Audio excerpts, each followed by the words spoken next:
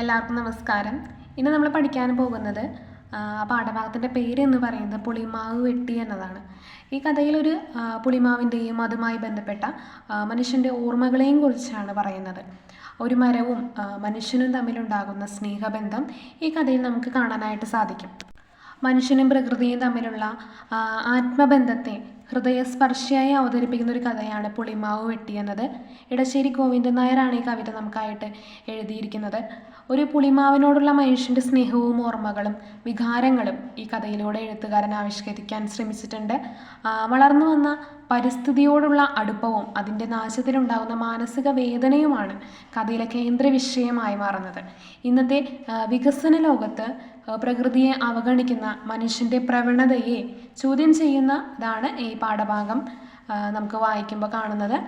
വായനക്കാരിൽ പരിസ്ഥിതിയുടെ സംരക്ഷണവും ആവശ്യകതയും മാനവികതയും ഒക്കെ ഈ കവിതയിലൂടെ നമുക്ക് കാണാൻ സാധിക്കും. നമ്മൾ ചെറുപ്പത്തിൽ കളിച്ചും വളർന്നും വന്ന മരങ്ങൾ നമ്മുടെ ജീവിതത്തിൻ്റെ ഒരു ഭാഗം തന്നെയാണ്. എന്നാൽ ചിലപ്പോൾ ആവശ്യങ്ങൾക്ക് വേണ്ടി മനുഷ്യൻ ആ മരങ്ങൾ വെട്ടിമാറ്റുകയും ചെയ്യുന്നുണ്ട്. അപ്പോൾ ഉണ്ടാകുന്ന ദുഃഖവും വേദനയും കഥയിൽ വളരെ ലളിതമായി പറഞ്ഞു തരികയാണ് കവി നമുക്ക്. ഈ പാഠഭാഗം നമ്മെ പഠിപ്പിക്കുന്നത് പ്രകൃതിയെ സ്നേഹിക്കാനും മനുഷ്യനെ സംരക്ഷിക്കണം, മരങ്ങളെ സംരക്ഷിക്കണമെന്നുമാണ്. മനുഷ്യനാണ് ആ പ്രകൃതിയെ സംരക്ഷിക്കേണ്ടതെന്ന വലിയൊരു കാര്യമാണ് ഈ കഥയിലൂടെ അല്ലെങ്കിൽ കവിതയിലൂടെ കഥാകൃത്ത് നമുക്കായി പങ്കുവയ്ക്കുന്നത്. മനുഷ്യനും പ്രകൃതിയും തമ്മിലുള്ള ബന്ധം എത്ര പ്രധാനമാണെന്ന് ഈ കവിത നമ്മെ പഠിപ്പിക്കുന്നു. അടുത്തതായി നമുക്ക് പാഠഭാഗത്തിൻ്റെ ആശയത്തിലേക്ക് പോകാം. പുറംപറമ്പിൻ്റെ അതിരിൽ പടുക്കുറ്റൻ പുളിമാവ് നൂറ്റാണ്ടുകളായി നിലനിന്നിരുന്നു. അതിൻ്റെ തണലിൽ കുട്ടികൾ കളിച്ചുരസിച്ചു. കുട്ടികൾക്ക് ആഹ്ലാദം നൽകിയ പുളിമാവ് ഇപ്പോൾ വെട്ടിമാറ്റാൻ വിധിക്കപ്പെട്ടിരിക്കുന്നു. മരം വെറുമൊരു വരുമാന സ്രോതസ്സായി കാണുന്ന ഉടമസ്ഥൻ അത് വെട്ടി വിൽക്കാൻ തീരുമാനിക്കുകയും പണം കൈപ്പറ്റുകയും ചെയ്തു. പുളിമാവ് മുറിച്ചെടുത്ത് പലകകൾ തീർക്കാൻ വേണ്ടി കുടിയാളനെ ഉടമസ്ഥൻ ഏൽപ്പിക്കുകയാണ്. മാവ് വെട്ടാൻ കുടിയാന് താല്പര്യമില്ലെങ്കിലും അയാൾ നിസ്സഹായനാണ്. പുളിമാവ് മുറിക്കാൻ അനുമതി നൽകിയതിനു ശേഷം ഒട്ടും മനസ്താപമില്ലാതെ ഉടമസ്ഥൻ തൻ്റെ ബംഗളാവിലേക്ക് വിശ്രമിക്കാൻ പോയി. ഈ ദുഃഖവാർത്തയറിഞ്ഞ പുളിമാവിൻ്റെ സഹമരങ്ങളായ ഒട്ടുമാവുകൾ തളിരിലകളാകുന്ന നാവ് കടിച്ച് ഭയത്തോടെ സങ്കടത്തോടെ നിന്നു. പച്ചപ്പുല്ല് വിളഞ്ഞു കിടക്കുന്ന വൻമലയുടെ പ്രതിരൂപം പോലെ തലയെടുപ്പോടെ ആരോഗ്യത്തോടെ നിൽക്കുകയാണ് ആ പുളിമാവ്. പാടത്തിൻ്റെ കരയിൽ കുടിയാൻ്റെ കുടിലിന് അടയാളമായി നിന്നിരുന്ന ഈ മാവാണ് അവരുടെ പാരമ്പര്യത്തിൻ്റെയും ചരിത്രത്തിൻ്റെയും പ്രതീകം. പുളിമാവ് പൂക്കുമ്പോൾ അത് ദേവന്മാർക്കുള്ള വാസസ്ഥലമായി മാറും. ഉച്ചനേരത്ത് മാവിൻ്റെ തണലിൽ വിശ്രമിക്കുമ്പോൾ അതിൻ്റെ ശാഖകളിൽ നിന്ന് അവരുടെ പുഞ്ചിരിയും സംസാരങ്ങളും കേൾക്കുമാറുള്ളത് കുടിയാൻ ഓർക്കുന്നു. ഓർമ്മ വെച്ച നാൾ മുതൽക്കേ കുടിയാന് പുളിമാവിൻ്റെ പൊരുൾ യാതൊരു ശങ്കയുമില്ലാതെ മനസ്സിലാക്കിയിരുന്നു. ഇന്ന് ഉടമസ്ഥന് ഈ മരം മുറിച്ച് പലകകളാക്കാൻ അവകാശമുണ്ട്. ആരും എതിർക്കാനില്ല. ഞങ്ങൾക്ക് വിലപിക്കാനേ അവകാശമുള്ളൂ. കുടിയാൻ സങ്കടത്തോടും കൂട് നഷ്ടപ്പെട്ട പറവകളോടും വെട്ടി വീഴ്ത്തപ്പെടുന്ന മരത്തോടും ഒപ്പം നിന്ന് വിലപിക്കുകയാണ് കവി. അധികാരവർഗത്തിൻ്റെ അഖിലിത നിയമങ്ങൾ കൊണ്ട് പ്രകൃതിയെ തൻ്റെ കീഴിലാക്കാൻ ശ്രമിക്കുന്ന ഉടമ പുളിമാവിൻ്റെ ജീവജാലങ്ങളോടും അതേ സമീപനമാണ് പുലർത്തുന്നത്. പുളിമാവിൽ താമസിക്കുന്ന ഉടമസ്ഥാവകാശമായ പട്ടയം കിട്ടാത്ത ആയിരക്കണക്കിന് പറവകളോട് പച്ചത്തണലും കൊത്തിയെടുത്തുകൊണ്ട് ദൂരെ പോകാനാണ് അയാൾ ആക്രോശിക്കുന്നത്. പിറന്ന നാൾ തൊട്ട് ഇന്നുവരെ തല കുലിക്കാത്തവനായി നിന്ന പുളിമാവ് മനുഷ്യൻ്റെ പ്രകൃതിയുമായുള്ള ബന്ധത്തിൻ്റെ പ്രതീകമാണ്. ആ പ്രകൃതി സംസ്കാരമാണ് മഴുവിൻ്റെ വെട്ടേറ്റ് വീഴുന്നത്. ആ വീഴ്ചയിൽ ഭൂതലം ഒന്നാകെ കുലുങ്ങുകയും വരൾച്ചയുടെ നടുക്കത്തിലേക്കാണ്. പുളിമാവിൻ്റെ പതനം മുഴുവൻ ഭൂമിയെയും പ്രകമ്പനം കൊള്ളിക്കുന്നു. അത് അമ്മയാകുന്ന ഭൂമിയുടെ മാറിൽ കോരിയിടുന്നു. തീ കോരിയിടുന്നത് സ്വന്തം മാതാവിൻ്റെ നെഞ്ചിൽ.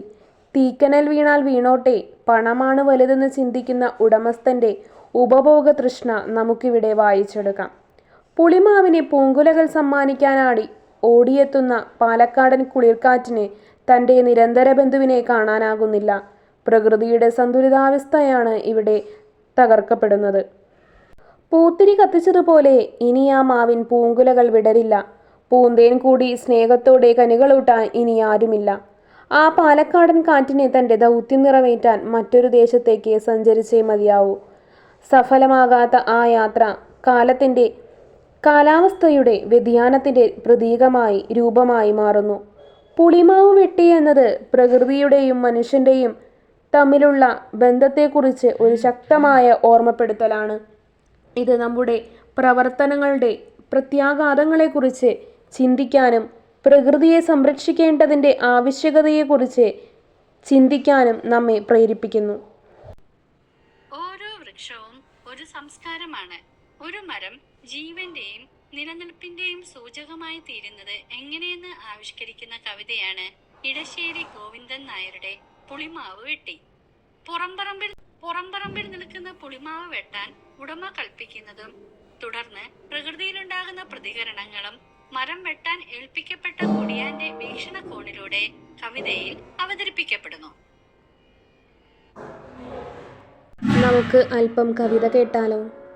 പുറം പറമ്പിൽ പുളിമാവൊന്നുണ്ടാരാൻ പിള്ളേർക്കൊരു പൂരം, മുറിച്ചു തള്ളി പലക പിടിപ്പിൻ വാങ്ങി ഞാനതിനച്ചാരം. ഉടമ കൊടുത്തു കഴിഞ്ഞു കൽപ്പന ബംഗളാവിലിരിപ്പായി, ഒട്ടുമാവുകളതു കേട്ടോ തളിർ നാക്കുകടിച്ചേ നിൽപ്പായി. പുളിമാവ് വെട്ടി എന്ന ശീർഷകത്തിൻ്റെ ഔചിത്യം നമുക്കൊന്ന് പരിശോധിക്കാം. മരങ്ങളും കിളികളും കാറ്റും മനുഷ്യനും എല്ലാം ചേർന്ന് നിർമ്മിക്കുന്ന ലയത്തിൻ്റേതായ ഒരു ലോകത്താണ് ഇടശ്ശേരിയുടെ സങ്കല്പത്തിലുള്ളത്. ആ ലയത്തിൻ്റെ കടയ്ക്കൽ വീഴുന്ന മഴ കൊണ്ടുള്ള വെട്ടാണ് ഈ കവിതയുടെ ആശയം. കവിതയുടെ സാരാംശം ഒറ്റ നോട്ടത്തിൽ വെളിപ്പെടുത്തുന്നതോടൊപ്പം വായനക്കാരൻ്റെ മനസ്സിൽ നഷ്ടബോധം, വേദന, നിസ്സഹായത എന്നിവയുടെ വൈകാരിക തലം ഉണർത്താനാകും. പുളിമാവ് വെട്ടിയെന്ന ശീർഷകത്തിന് കഴിയുന്നു. ഒരു പുളിമാവ് വെട്ടുന്ന സംഭവത്തിലൂടെ പ്രകൃതിയുടെ ചൂഷണം, മനുഷ്യൻ്റെ അത്യാഗ്രഹം, പാരമ്പര്യത്തിൻ്റെ നഷ്ടം, വൈകാരികമായ ആഘാതം എന്നിവയെല്ലാം ഈ ശീർഷകത്തിലൂടെ വെളിപ്പെടുന്നു.